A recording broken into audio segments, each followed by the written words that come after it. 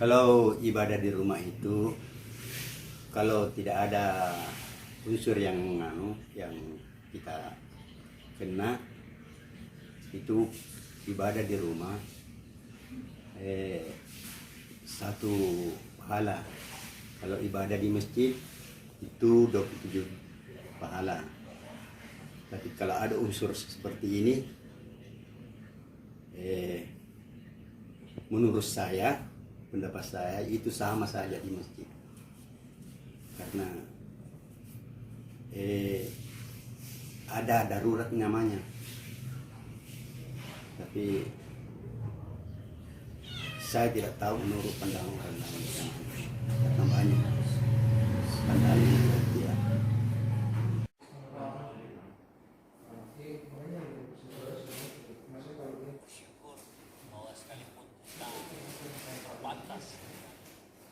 Batasan uang dan waktu singkat program ini, kami percaya hadiratmu ada bersama-sama dengan mereka. Terima kasih, teruslah bekerja. Kalau bagi kami memang selama wabah COVID-19 ini berlangsung, ada beberapa hal yang kami harus menyesuaikan ibadahnya. Ya, dari yang biasanya beribadah di gereja, di gedung gereja secara on-site, tapi kemudian karena COVID-19 ini kita harus alihkan dengan ibadah di rumah. Nah, pada dasarnya kita sebagai umat Kristen, kita juga mengikuti anjuran pemerintah, karena memang di Alkitab sendiri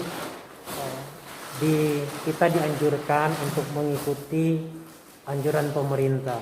Ada ayat di Alkitab, di kitab suci umat Kristen, untuk kita taat kepada pemerintah, termasuk mengikuti aturan atau himbauan yang dikeluarkan secara khusus dalam konteks ibadah di rumah.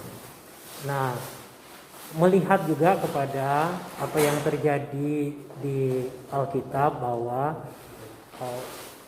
umat Israel sendiri itu mereka pernah dihimbau untuk tidak keluar dari rumah, untuk tetap tinggal ada dalam rumah selama waktu itu peristiwa di Mesir ada tula ya yang terjadi di Mesir waktu itu. Kira-kira kondisinya mirip dengan apa yang terjadi sekarang ini. Nah, kemudian Tuhan menyuruh umat Israel waktu itu untuk tinggal di dalam rumah, tidak keluar, supaya mereka terhindar dari wabah waktu itu.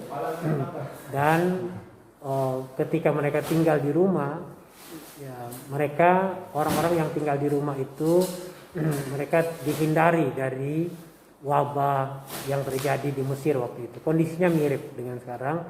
Jadi buat kami orang Kristen sebenarnya itu bukan sesuatu yang asing untuk kami juga beribadah di rumah.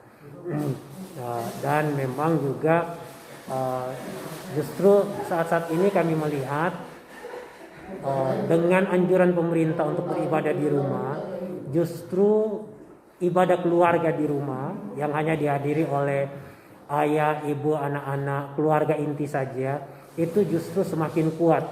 Jadi dalam satu sisi tuan rumah atau keluarga, khususnya ayah atau suami,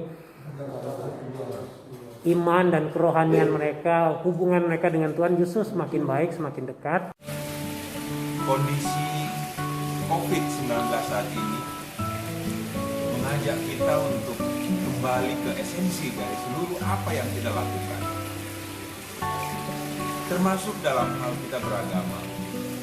Kita menjadi tahu apa sebenarnya esensi dari kita beragama.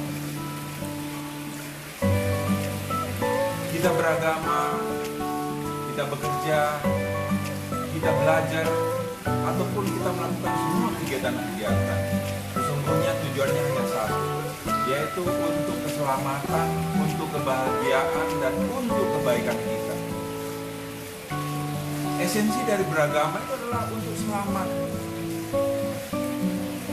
Agama itu hadir di bumi ini adalah untuk kebahagiaan dan keselamatan kita semua. Caranya adalah salah satunya adalah beribadah. Jadi beribadah itu adalah cara untuk mencapai dari esensi kehidupan ini, yaitu keselamatan baik di dunia ini maupun keselamatan di akhirat. Oleh sebab itu, kita harus tahu mana yang harus kita dahulukan. Esensi beragama itulah menjadi prioritas kita, yaitu keselamatan. Jangan kita mengorbankan keselamatan hidup kita dengan memburu atau menjaga caranya. Harusnya adalah kita menyesuaikan cara untuk mencapai tujuan yang kita kehendaki. Di luar itu kita juga ada ibadah-ibadah live streaming yang diputar pada waktu hari Minggu seperti ibadah raya hari Minggu.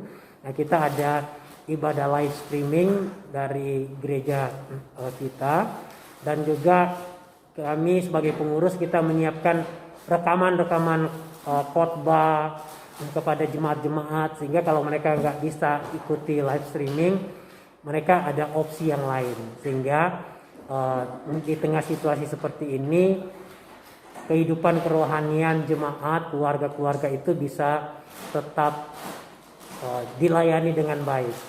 Nah, seperti di gereja lokal ini memang ditutup untuk ibadah biasa hari Minggu, tapi pelayanan doa, konseling lewat telepon itu tetap dibuka, sehingga kebutuhan rohani dari umat, dari jemaat itu tetap terlayani. Ya, jadi pada dasarnya kami taat dan mengikuti aturan dan himbauan yang dikeluarkan oleh pemerintah.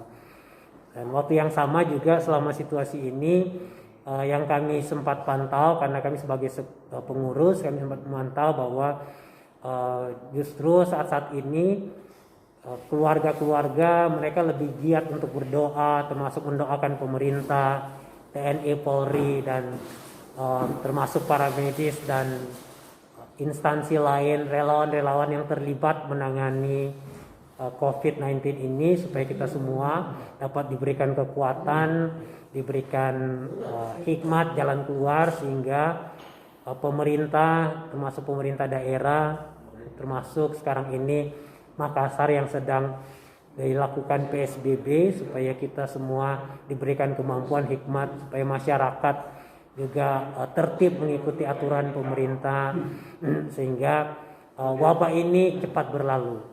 Kalau salat Jumat juga sama, nah, karena ada yang unsur kenato seperti ini. Nah, jadi ada orang bilang, siapa yang tanggung dosanya itu?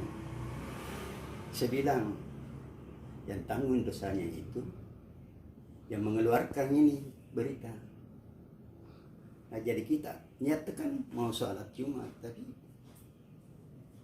kita dilarang oleh pemerintah, makanya tidak boleh langgar.